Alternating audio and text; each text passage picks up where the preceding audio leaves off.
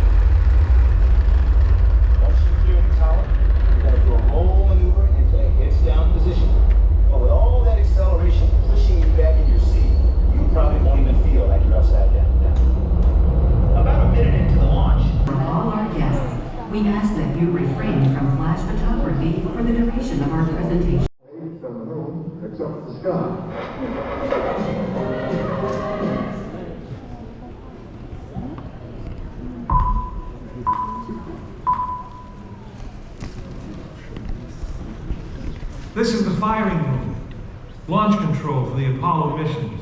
This is not a mock-up. These are the very consoles we sat at when men first took off to fly to the moon. The tragedy of Apollo 1 had put us a year and a half behind.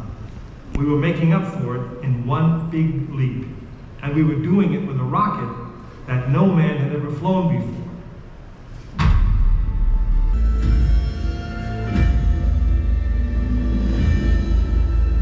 It was a few days before Christmas, 1968, when Apollo 8 sat on the pad. She was the first of a new kind, a moon rocket. This was the Phoenix, risen from the ashes of Apollo 1. The first Apollo crew did not die in vain. This was to be their testament.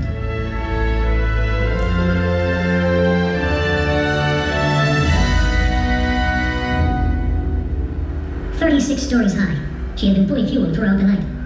The liquid oxygen in her tanks caused ice to form on the outside of the craft. The extreme temperature differences between the air and the sub-zero fuel caused the metal skin of the rocket to expand and contract. Everyone who was on the pad agreed. It was as though the rocket was alive, breathing, straining at the leash. Earlier in the morning, astronauts Frank Borman, Jim Lovell, and Bill Anders had made their final preparations before taking that long ride out to the waiting spacecraft. The minimum safe distance from Saturn V to liftoff was 3 miles. The reason was simple. When fully fueled, the rocket contained the explosive power of an atomic bomb. As the clock counted down, the astronauts, and all of us in launch control, went through the pre-flight checks, our hands on the controls of the most powerful, most complex machine ever built. It had over 2 million separate systems, and to bring these men back alive, everything had to work perfectly. Each individual system had been tested, but what we didn't know was how they would perform when all 2 million began to work together. That moment would come when the countdown clock reached 0. If a maneuvering thruster failed, if communications broke down, if navigation was off by 1 degree, if any piece of the miles of wiring, circuits, relays, or valves was defective, Frank Borman, Jim Lovell, and Bill Anders would pay with their lives. As they sat, waiting for launch on that chill December morning, these 3 astronauts were back to what they had always been, test pilots.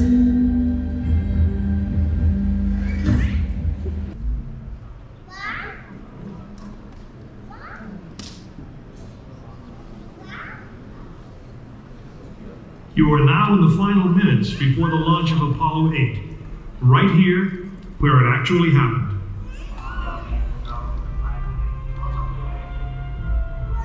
Mankind is about to leave his planet behind and journey to another. It is one of those rare moments when history is not being made, destiny is being embraced.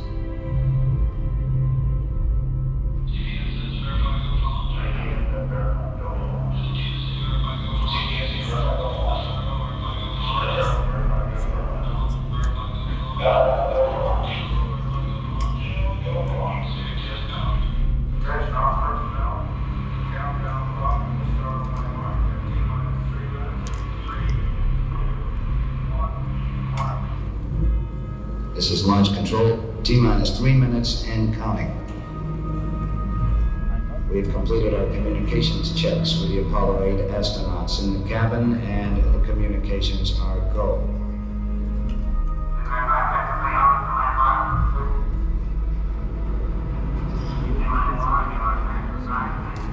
During this period, once we do get the firing command, the various tanks within the 3 stages of the Saturn V launch vehicle begin to pressurize. We have firing command. The firing command is in. We are now on the automatic sequence. T-minus 2 minutes, 20 seconds, and counting.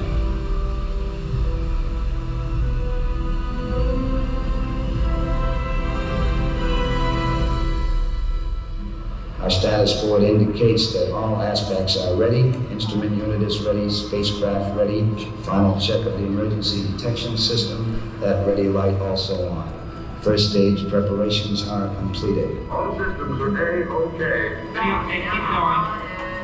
We're on. Ready to go to concrete. Stand by, water. Okay, you're on. All systems go. 1 minute 45 seconds and counting. The first stage liquid oxygen tank has been pressurized, and the pressure is still building up. Coming up in 90 seconds, mark T-minus 90 seconds and counting. The Apollo 8 crew standing by, spacecraft commander Frank Borman, Jim Lovell, Bill Anders. We now have a report that the liquid hydrogen tank on the 3rd stage is pressurized. 1 minute 15 seconds.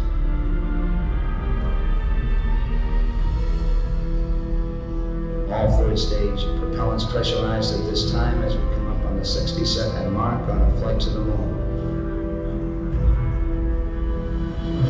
T-minus 60 seconds and counting. The vehicle now is completely pressurized. We're coming up on a power transfer shortly.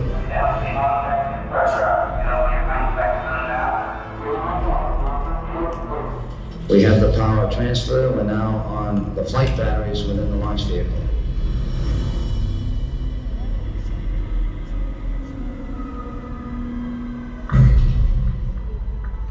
Final reports coming from Frank Borman at this time. Final look at the switch list aboard the spacecraft. 20 seconds, all aspects. We are still go at this time. T-minus 15, 14, 13, 12, 11, 10, 9. We have ignition sequence start. The engines are on. 4, 3.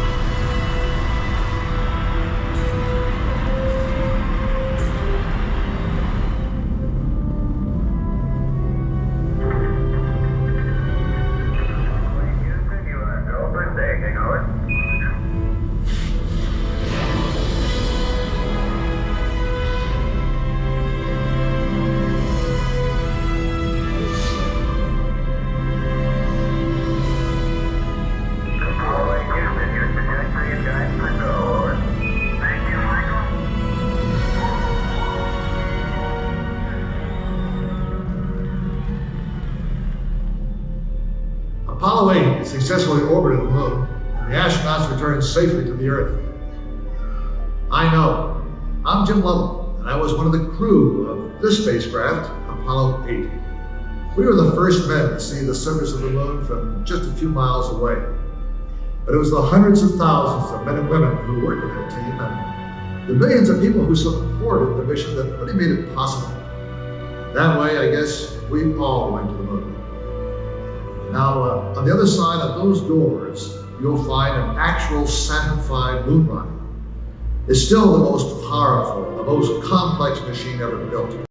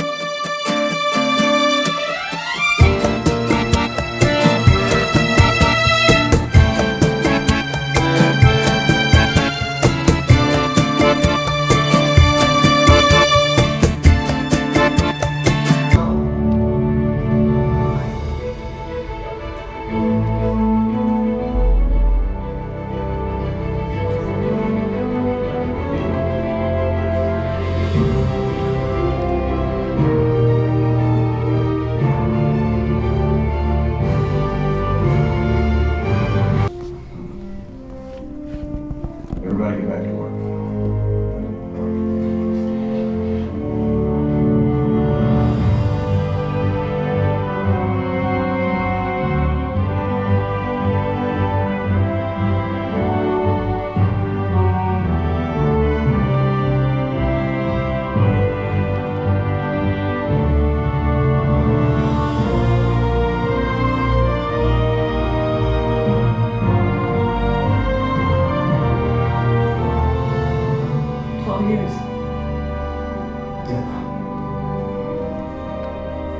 How do you feel?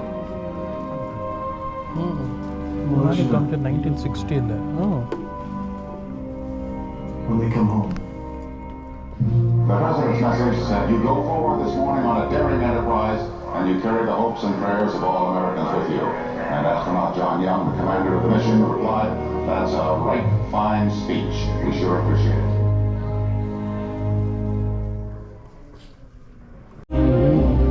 Oh, man.